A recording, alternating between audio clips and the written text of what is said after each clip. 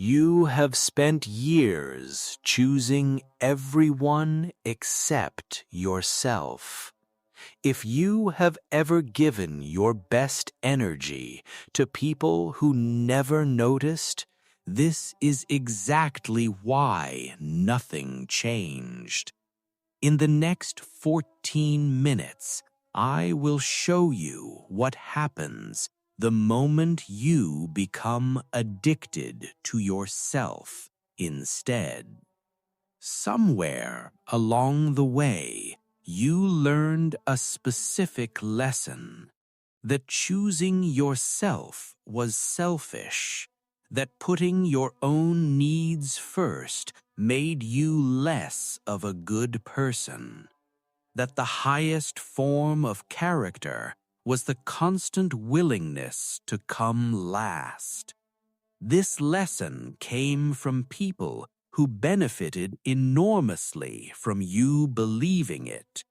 Parents who needed you compliant, friends who needed you available, partners who needed you to absorb what they could not handle themselves. None of them were necessarily evil.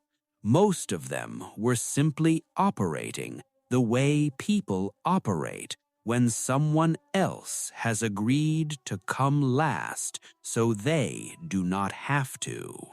Here is what most people will never understand about choosing yourself first. It is not the absence of love for others. It is the foundation that makes real love for others possible at all. Without it, you are not loving people, you are surviving through them, and those are not the same thing. The first thing you need to understand is what self-abandonment actually costs. Not in some abstract emotional sense, in a specific, measurable sense. Every time you choose someone else's comfort over your own truth, you make a withdrawal from a very specific account, your relationship with yourself. This account does not show its balance the way a bank account does. It shows it in something quieter, exhaustion that sleep does not fix, resentment that has no clear target, the particular flatness that comes from a life built entirely around other people's preferences. Machiavelli wrote that a prince who depends entirely on the goodwill of others to maintain his position has built his power on sand. He understood something that applies far beyond politics, that a person who has no independent foundation, who exists only in reaction to what others need from them, is not actually a person with power. They are a resource being managed by people who do have power. The first step towards becoming addicted to yourself is recognizing this exchange for what it actually is, not love, a transaction you have been losing for years without realizing there was ever a transaction at all. Here is the deeper layer most people resist. The people who benefit most from your self-abandonment will never ask you to stop. They will reward it instead. Every time you put yourself last, something around you improves. Someone is grateful. Someone is relieved. Someone tells you that you are such a good person for always being there. This reward is precisely engineered, even if no one designed it consciously, to keep you doing it again. Robert Greene wrote that people will use whatever pattern of behavior produces results for them, regardless of what it costs the other person. This is not a conspiracy. It is simply how unexamined relationships operate when one person has decided to be the giver and the other has quietly accepted being the receiver. The praise you receive for self-sacrifice is not evidence that self-sacrifice is good for you. It is evidence that it is profitable for everyone except you. And the moment you begin choosing yourself, you will discover something uncomfortable. The people who praised your self-abandonment the loudest are often the first to resist your change, not because they hate you, because the arrangement that benefited them is ending. Why is it so difficult to choose yourself, even when you understand all of this intellectually? The answer lives in how the habit was formed. Most people who struggle to choose themselves learned early that their value was conditional, conditional on usefulness, conditional on accommodation, conditional on making themselves small enough not to threaten anyone around them. This conditioning does not announce itself. It simply becomes the operating system beneath every decision, the reflexive yes before you have even considered what you want, the guilt that arrives the instant you consider your own preference over someone else's, the discomfort that feels almost physical when attention turns towards your own needs instead of away from them. Psychologists describe this as an external locus of self-worth.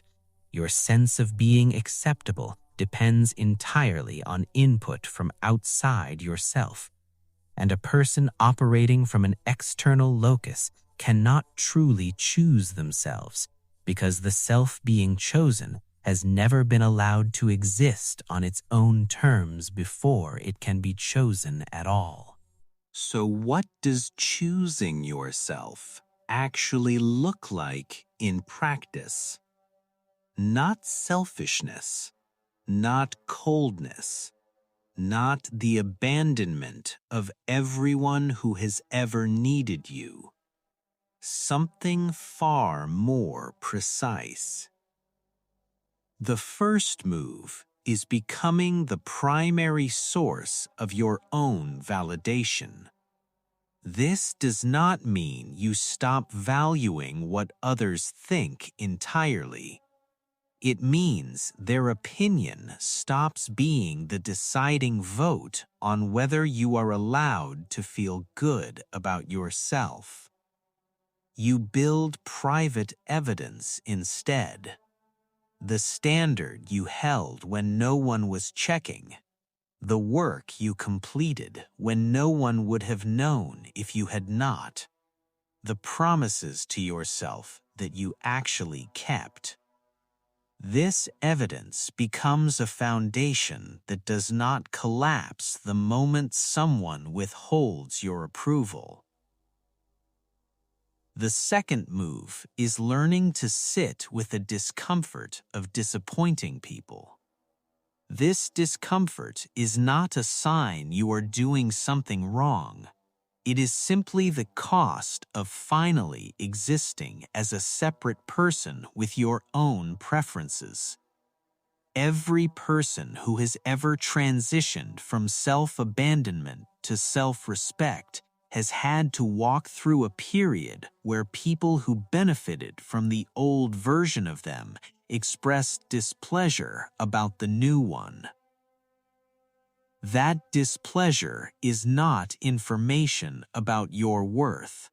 It is information about what you used to provide that you no longer provide for free.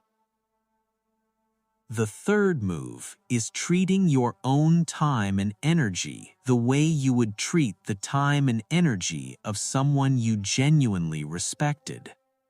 Most people who struggle to choose themselves would never demand the sacrifices from a friend that they demand from themselves daily.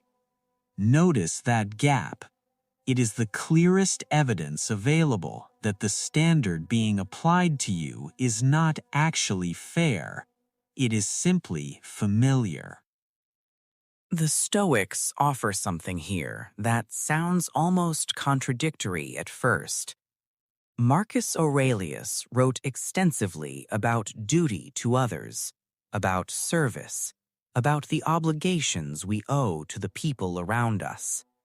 But underneath it all sat a single, non-negotiable principle. You cannot give what you do not have. The man who has not built his own inner foundation has nothing real to offer anyone else. What he offers instead is performance, compliance, the appearance of care generated by fear of disapproval rather than genuine abundance. Choosing yourself first, in the Stoic sense, is not an act of withdrawal from others. It is the precondition for ever genuinely being present for them. Epictetus taught that the things within your control deserve your full attention, and the things outside it deserve your release. Your own well-being, your own standards, your own development, these are within your control. Other people's reactions to you finally choosing yourself are not. The Stoic discipline is choosing yourself fully, building what is yours to build, and releasing the need to manage how others feel about that choice. If this video changed how you think about who comes first in your own life, subscribe. More videos like this every week. Comment below, what is one thing you would do differently today if you finally chose yourself first?